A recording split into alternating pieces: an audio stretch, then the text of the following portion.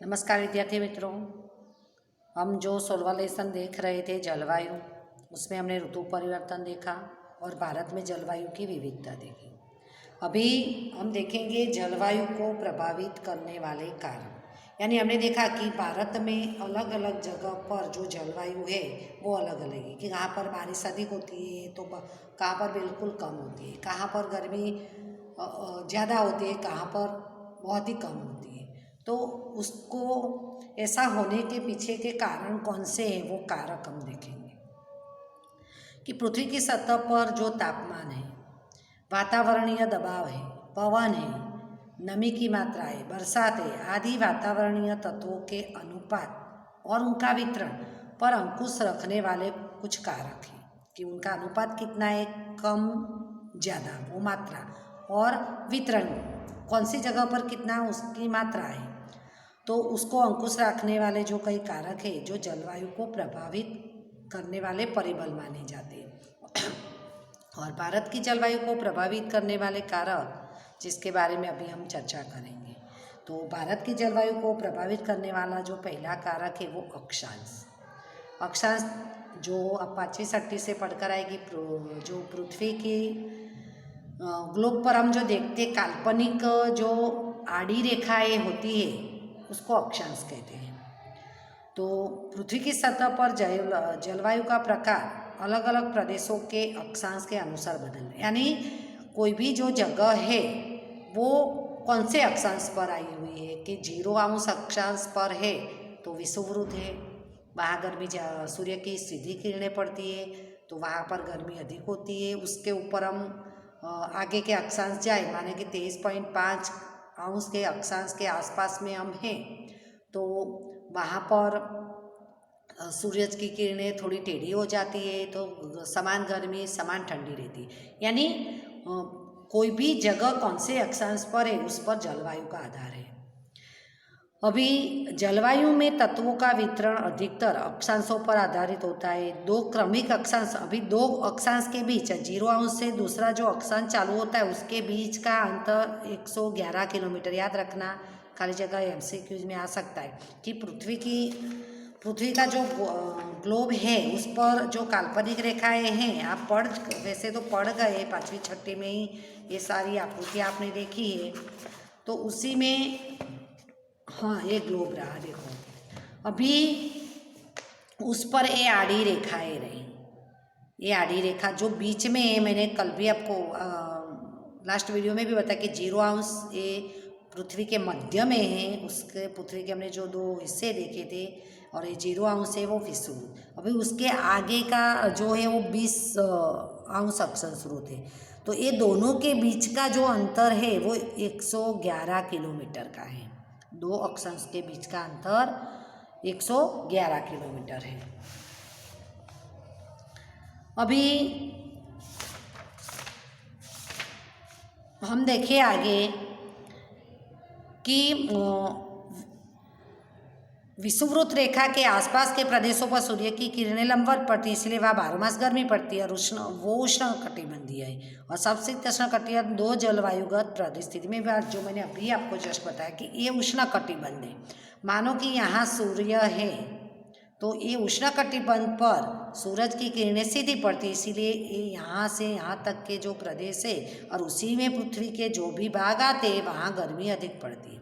उससे आगे यहाँ हम आगे जाएंगे और ये कटिबंध उष्ण कटिबंध आएगा। अभी उससे ऊपर हम जाएंगे वहाँ सूरज की किरणें थोड़ी टेढ़ी हो जाती है तो वो समशीतोष्ण कटिबंध है कि समान गर्मी समान ठंडी, गर्मी भी ज़्यादा नहीं और ठंडी भी कम नहीं। जो मैंने आपको लास्ट वीडियो में भी बताया था कि जो 3 अक्षांश है कटिबंध पृथ्वी पर 3 है कि ये बीच में जो विषुववृत्त के आसपास उष्ण कटिबंध है, उसके ऊपर यहाँ 23.5 पर हम जाएंगे वहाँ समशीतोष्ण आएगा, यहाँ शीत आएगा क्योंकि यहाँ बिल्कुल किरणें नहीं जाती है, इसलिए वहाँ ठंडी ही रहती है। तो इस तरह अक्षांश भी जलवायु पर अपना प्रभाव करते हैं। अभी समुद्र से दूरी, अभी पृथ्वी का कोई भाग समुद्र से कितना दूर है उस पर भी उसकी जलवायु तय होती है कि जैसे कि सूर्य की गर्मी संग्रहित करने तथा उसका ग्रहण त्याग करने की शक्ति जमीन और पानी में अलग अलग होती है। अभी ज़मीन जो होती है वो जल्दी गर्म भी हो जाती है और ठंडी भी हो जाती है। तो ये दोनों को गर्मी किस तरह का संग्रह करना है और किस तरह जल्दी ठंडा होना है, वो पानी और ज़मीन में वो अलग अलग होता है। परिणाम स्वरूप जो समुद्र और उसके किनारे पर जो भूमि भाग आए हुए हैं वहाँ की जलवायु सम होती है। सम मीन्स वहाँ कम ठंडी कम गर्मी। जबकि हम समुद्र किनारे से दूर जाए वैसे जगह होते हैं उनकी जो जलवायु होती है वो विषम बन जाती है। विषम यानी गर्मी भी ज़्यादा ठंडी भी ज़्यादा। अभी हम देखें कि भारत में मुंबई समुद्र किनारे पर है, हमारा सूरत भी समुद्र किनारे पर है, इसीलिए हमारी जलवायु सम है। लेकिन नागपुर महाराष्ट्र का ही एक प्रदेश है और दिल्ली वो समुद्र किनारे से दूर है, तो वहाँ की जलवायु विषम है। मानो कि समुद्र किनारा यहाँ हम भारत ही ले तो ये भारत की ये तीनों ओर पानी है। तो यहाँ पर ये गुजरात का जो हिस्सा है उसी में हम लेंगे तो सौराष्ट्र का जो भाग है, बाद में यहाँ नीचे से हम लेंगे तो भरूच है, अंकलेश्वर, सूरत वगैरह जो है वो समुद्र किनारे स्थित है। तो वहाँ की जो जलवायु है वो सम है, क्योंकि समुद्र किनारे से जो प्रदेश है वहाँ ठंडी भी कम पड़ती है, गर्मी भी कम होती है, क्योंकि पानी जल्दी गर्मी भी ग्रहण नहीं करता है और ठंडी भी ग्रहण जल्दी नहीं करता है, इसके कारण। और इससे हम अंदर के प्रदेशों में जाए, यहाँ मानो कि दिल्ली, यहाँ यूपी में दिल्ली आया तो वो समुद्र किनारे से दूर हो जाता है, तो वहाँ गर्मी अधिक पड़ती है। वैसे मुंबई समुद्र किनारे यहाँ महाराष्ट्र में, तो वहाँ यहाँ जो हम देख रहे हैं कि समुद्र किनारे से जो दूर प्रदेश है, जहाँ मानो कि दिल्ली यूपी में है, तो वहाँ ठंडी और गर्मी दोनों अधिक होती है। जबकि मुंबई यहाँ समुद्र किनारे तो वहाँ ठंडी भी कम और गर्मी भी कम, उसकी जलवायु सम है। जबकि महाराष्ट्र में यहाँ नागपुर थोड़ा दूर पड़ता है समुद्र किनारे से, तो वहाँ गर्मी भी ज़्यादा और ठंडी भी ज़्यादा, उसकी जलवायु विषम है। कभी ऐसे कारण भी परीक्षा में आ सकते कि मुंबई की जलवायु सम है और नागपुर की जलवायु विषम है, कारण दीजिए। तो आपको उसका कारण इस तरह बताना है कि मुंबई समुद्र किनारे स्थित है और पानी की ठंडी और गर्मी सहन करने की शक्ति मतलब मात्रा जो कम होती है, उसके कारण ठंडी भी कम होती है और गर्मी भी कम होती है। इसीलिए समुद्र किनारे पर जो प्रदेश है वहाँ की जलवायु सम है। उससे विरोधी कि जहाँ समुद्र किनारे से जैसे हम दूर के प्रदेशों में जाते हैं तो वहाँ की जलवायु विषम हो जाती है। अभी तीसरा कारण है जलवायु को प्रभावित करने वाला समुद्र तल से ऊंचाई। अभी समुद्र की सतह से वातावरण में हम जैसे जैसे ऊंचाई की तरफ जाते हैं तो हवा का दबाव और हवा का तापमान घटता है। जैसे कि आप कभी माउंट आबू गए हो, सापुतारा गए हो, तो जैसे हम ऊपर जाएंगे हमें ठंड ज़्यादा लगती है, क्योंकि हवा का दबाव है वो भी कम हो जाता है और तापमान भी कम हो जाता है। जबकि भूपृष्ठ की ऊंचाई वर्षा में वृद्धि करती है। जैसे हम ऊंचाई पर जाए तो बारिश भी वहाँ अधिक होती है। हिमालय पर्वत की ऊंचाई का कारण है उसके अत्यंत ऊंचे शिखरों पर 12 महीने बर्फ से ढके रहते हैं। अभी हिमालय पर्वत की ऊंचाई पर है, उसके कारण उसके शिखर पर 12 मास बर्फ रहती है, क्योंकि वो ऊंचाई पर है इसीलिए वहाँ तापमान बहुत ही कम रहता है, उसके कारण वहाँ बर्फ ही छाया रहता है। नमी वाली हवा ऊंचाई पर जाने से ठंडी हो जाती है। अभी हवा में नमी है और जब वो ऊंचाई पर जाती है तो एकदम ठंडी हो जाती है, तो वो वर्षा करती है। इसीलिए असम और मेघालय के जो पहाड़ी इलाके हैं उसकी ऊंचाई बढ़ने के साथ साथ उसकी वर्षा की मात्रा भी वहाँ पर ज़्यादा है। तो सामान्य परिस्थिति में पृथ्वी की सतह से ऊंचाई की तरफ जो तापमान है वो 165 मीटर पर 1 डिग्री सेल्सियस अथवा 1000 मीटर पर 6.5 डिग्री सेल्सियस तापमान है वो कम होता है। याद रखना, खाली जगह MCQ में आ सकता है कि पृथ्वी की सतह से हम जैसे 165 मीटर की ऊंचाई पर जाए तो 1 डिग्री तापमान कम होता है और 1000 मीटर ऊंचाई पर जाए तो 6.5 डिग्री तापमान कम होता है। इसीलिए जब गर्मी के मौसम में लोग हिल स्टेशन पर जाते हैं, गिरिमतक पर, क्योंकि वहाँ तापमान कम होता है, हवा का दबाव भी कम होता है, इसीलिए वहाँ ठंडी का माहौल होता है, यानी कि आबो हवा खुशनुमा होती है, वहाँ गर्मी ज़्यादा नहीं लगती। तो समुद्र तल से कोई भी प्रदेश कितनी ऊंचाई पर है उस पर भी जलवायु की असर होती है कि जैसे समुद्र तल से हम ऊंचाई पर जाए तो ठंडी ज़्यादा और बारिश भी ज़्यादा होती है, और पहाड़ी इलाका है तो उसके जो शिखर होते हैं वो बर्फ से छाए हुए होते हैं। अभी जलवायु पर असर डालने वाला जो आखिरी जो कारक है या कारण है वातावरणीय दबाव और पवन। तो भारत के उत्तर पूर्व पर जो पवन आते हैं उसको व्यापारिक पवनों वाले क्षेत्र में आए, कि उत्तर से उत्तर का भाग और एक पूर्व के भाग, वहाँ से जो पवन आते हैं उसको व्यापारी पवन के। अभी व्यापारी पवन क्यों कहते हैं कि पहले के समय में और अभी भी जो हमारा व्यापार है वो जल मार्ग से होते हैं। तो जल मार्ग में जो बड़े बड़े जहाज या स्टीमरों में सामान आता है तो उसको वो पवन वो दिशा में लाने में मदद करते हैं। अगर देखो सामने वाला पवन होता है तो अवरोधक बनता है, जैसे कि हम साइकिल चलाते हैं और सामने ही पवन हो तो हम जल्दी से नहीं चला पाएंगे, लेकिन हम जो दिशा में जा रहे हैं वो दिशा में पवन हो तो हम आसानी से चला सकते हैं। उसी तरह वो जहाज़ों का भी, तो वो जहाज़ों को आने में मदद करते थे, इसके कारण उसको व्यापारी पवन कहते हैं। तो ये पवन उत्तरी गोलार्ध के उष्णकटिबंधीय में गुरुदाब पट के भारी दबाव उत्पन्न होते हैं, यानी जो पवन है वो उसका दबाव ज़्यादा होता है, भारी दबाव वाले होते हैं। और ये पवन पृथ्वी के परिभ्रमण के कारण थोड़ा मुड़कर, अभी पृथ्वी घूमती हम सब जानते हैं इसलिए वो मुड़कर विषुवत की ओर बहते हैं। और भूतकाल में समुद्री मार्ग से जो व्यापार में ये पवन मदद करते थे इसलिए उनको व्यापारी पवन कहते हैं।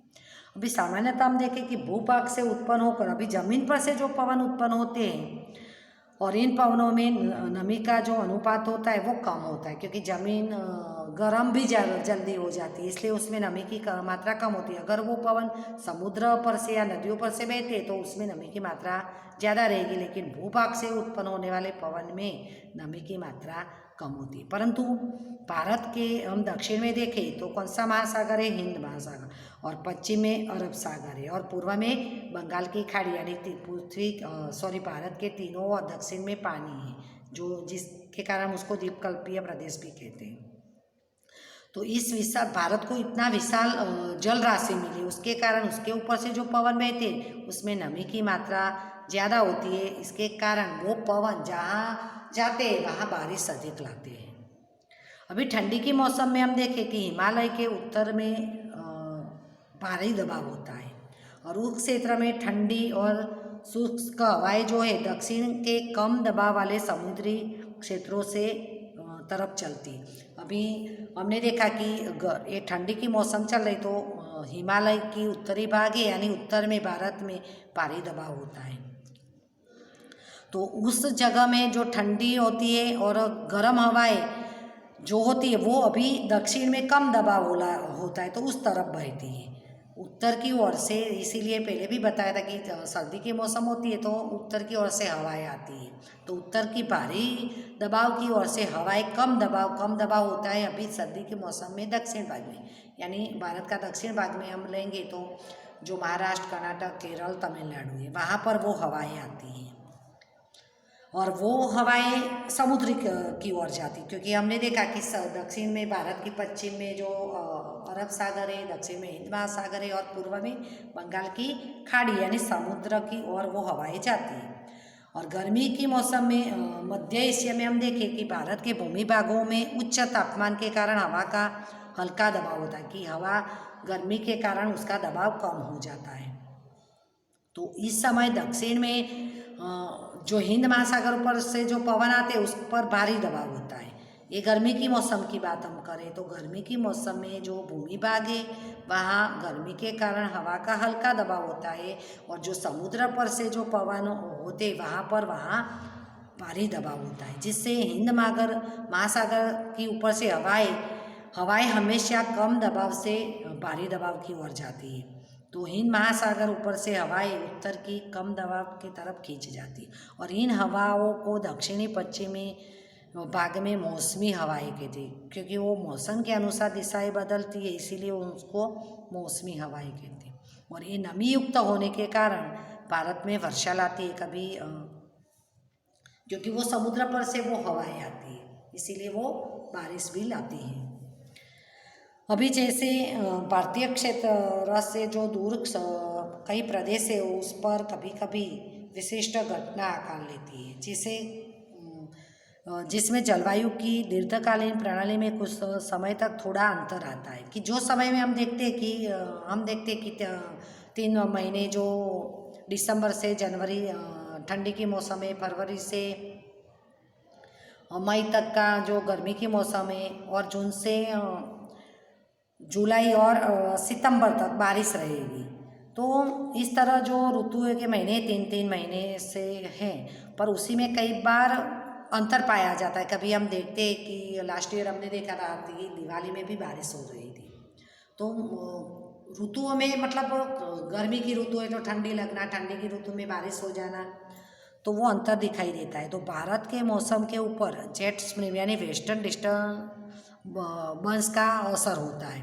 जो अल नीनो आईटीसी जोन जैसी घटनाओं ने खूब असर डाला है। उसके बावजूद भी भारत में मौसमी जलवायु की लाक्षणिकताएं जो बनी हुई हैं। तो यहाँ पर हमने जो देखा है, जलवायु को प्रभावित यानी जलवायु को असर करने वाले कारण या कारक कि हमारे देश में जलवायु जो अलग अलग क्षेत्रों में, अलग अलग राज्यों में जो अलग अलग देखने को मिलती है। जो हमने आगे भी देखा कि कहाँ पर ज़्यादा गर्मी पड़ती है, कहाँ कम गर्मी पड़ती है, जहाँ कई प्रदेशों में बहुत ज़्यादा बारिश होती है, कई प्रदेशों में बिल्कुल नहीं होती। तो उसको प्रभावित करने वाले जो कारण है अक्षांश, समुद्र से दूरी, समुद्र तल से ऊंचाई और वातावरणीय दबाव और पवन कौन सी दिशा में से, ज़मीन पर से आते या समुद्र पर से आते, वो कारक अभी हमने देखे।